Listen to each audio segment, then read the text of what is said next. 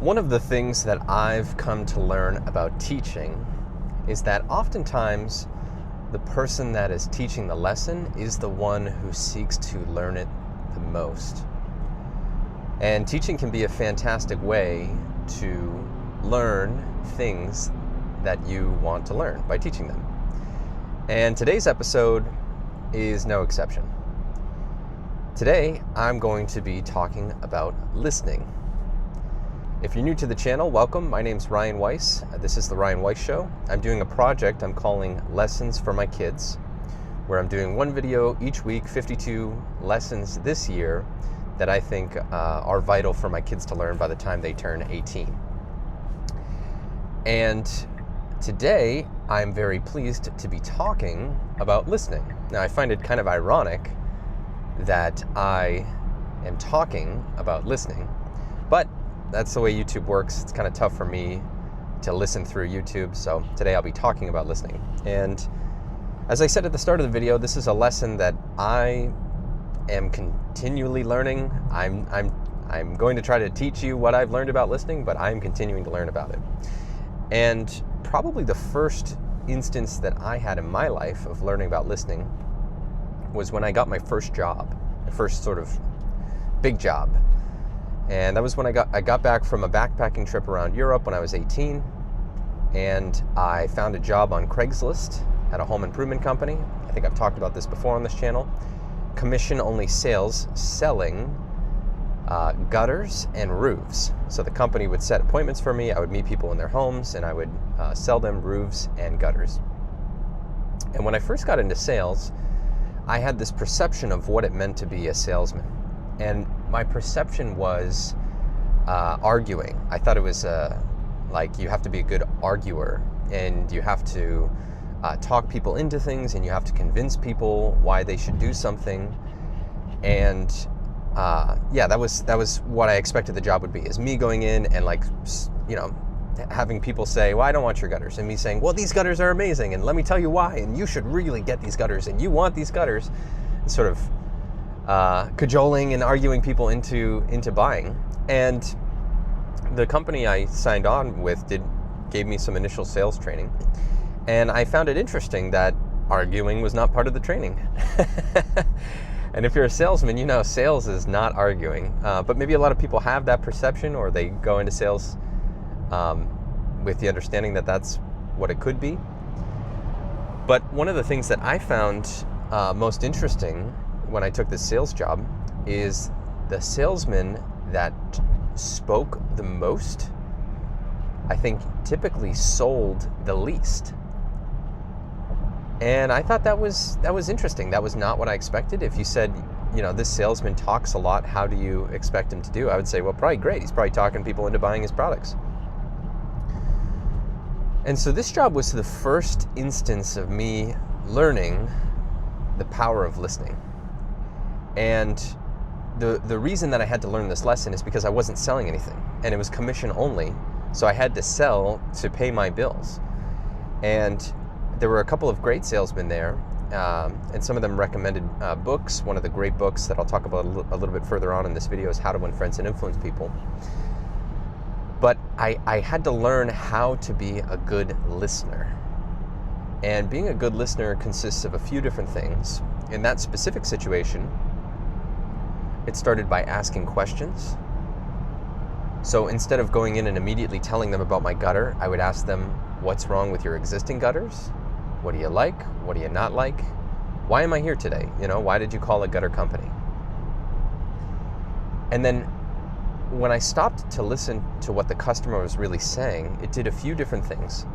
Number one, it made them trust me, right? They said, oh, okay, this guy is not just here for his own interest. He's not just trying to get a commission. He actually wants to hear about and cares about what's going on with me. It gave me credibility. And then really the benefit is it let me actually understand what the customer wanted and what the customer needed. And then after listening 80% of the time and then actually getting into the 20% of the selling was far, far easier because number one, the person trusted me because I asked them questions and I listened to their answers. And then number two, I could recommend products and tie those products specifically to the needs that the customer said. And so that sort of unlocked listening as like this magical skill to me, and it allowed me to become a successful salesman. And it also, interestingly, started to improve a lot of the other relationships in my life. And one thing that you learn if you're a salesman, and I recommend everyone get a sales job. I think doing sales at some point in your life is just an excellent experience. One of the things you learn as a salesman is that sales is what I would call a universal skill. A lot of activities in life are sales, and you don't necessarily label them as sales mentally. So, for example, dating is sales. Having a job is sales, even if you're not in sales, like selling an employer on the value of you as an employee and then convincing them to pay you a certain amount for your labor is sales. Having friends is sales.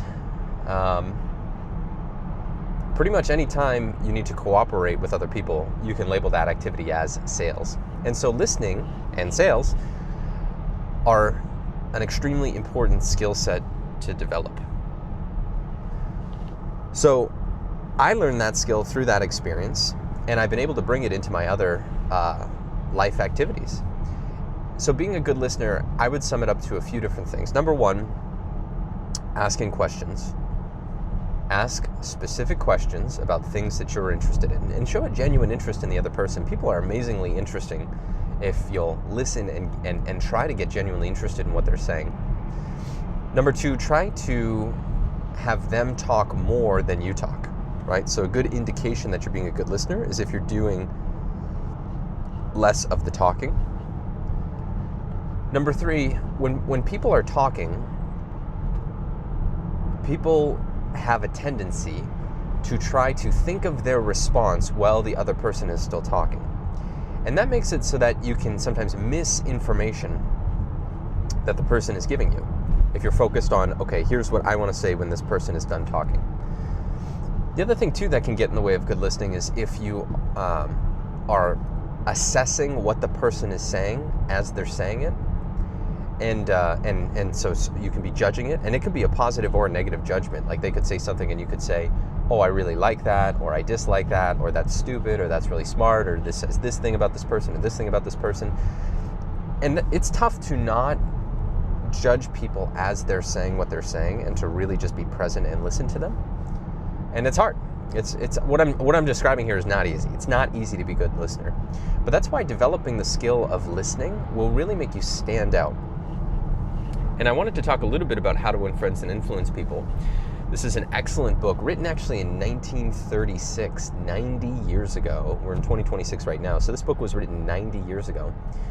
And it still just has such timeless information. If you want to become a good listener, better influence people, and win more friends, I would highly recommend How to Win Friends and Influence People by Dale Carnegie. But there are sort of three primary principles in that book that I'll discuss briefly in this video. So principle number 4 in How to Win Friends and Influence People are encourage others to talk about themselves. Encourage others to talk about themselves. In the book, Carnegie tells a story of a botanist that he met at a dinner party. And Carnegie was very interested in this botanist and asked him lots of botany-related questions like, what kind of plants do you grow? How do you grow them? Why do you grow them? Are certain plants worth more than others? You know, all sorts of questions that would be interesting to ask a botanist.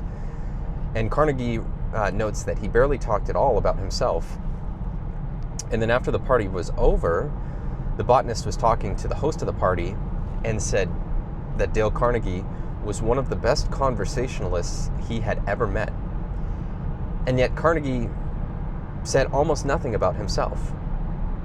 So isn't that interesting? This botanist said he's one of the best conversationalists I've met, and yet he barely talked about himself.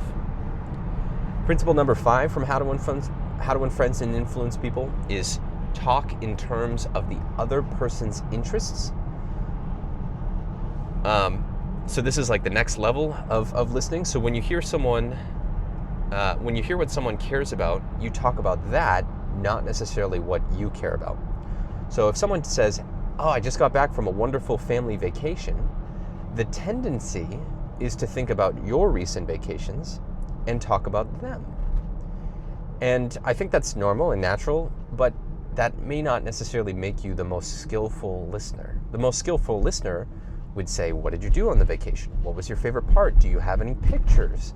When is your next vacation? Talking in terms of the other person's interests will make you a better listener to that person and will make that person more willing to open up to you.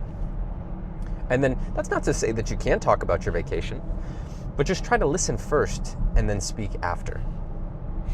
And then principle number 6 that I want to mention from How to Influence and Influence People is let the other person do a great deal of the talking. So people want to feel heard.